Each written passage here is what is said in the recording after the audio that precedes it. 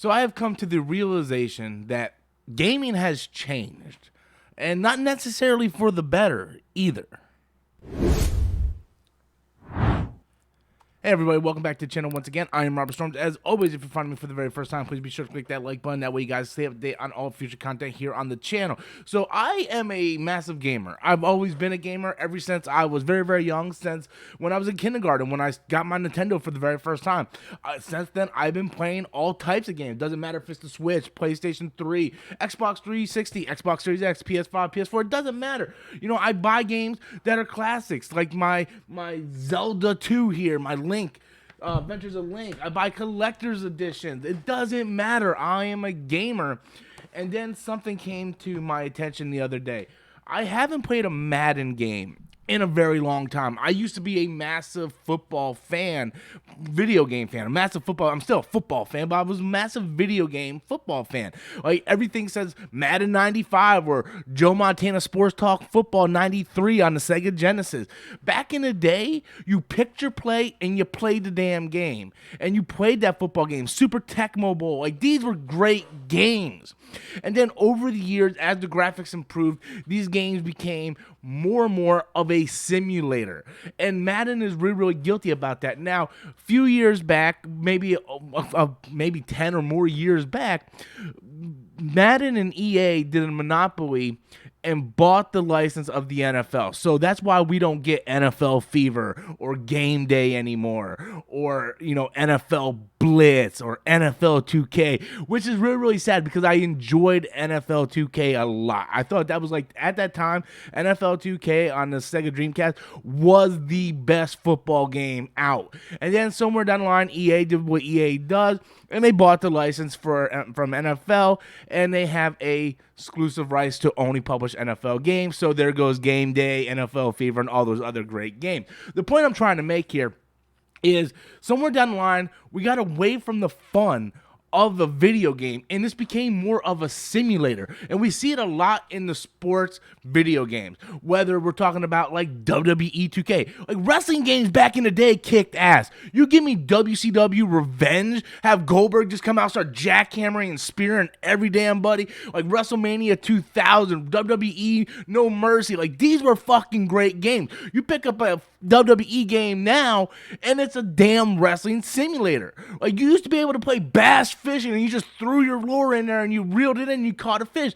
Now you need to know the temperature of the water, how hot the sun is, the temp, like you need to know everything under the moon. You got to be a goddamn rocket scientist to play these games today. And it really, really kind of drives me nuts because these were games that I enjoyed playing. I enjoyed playing basketball games. Basketball games, for the most part, stayed the same because, for the most part, it's very simple, a simplistic type of game.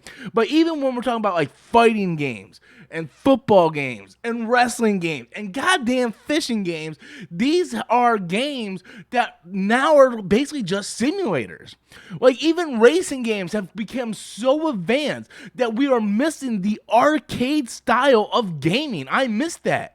We just got a new entry into the Cruising series. Who played Cruising USA back in the day in the arcade and on the N64? That game was amazing because it was simplistic. It wasn't a simulator. You played it, you had fun. There's a reason why games like Mario Kart and Mario Party and Mario Golf and all these games really, really sell very, very well. Mario Kart is like Mario Kart 8 Deluxe, best-selling game right now on Nintendo Switch, right? Like it's sold like insane because it's simplistic. You get your character and you drive the damn car, and it's fun with a group of people.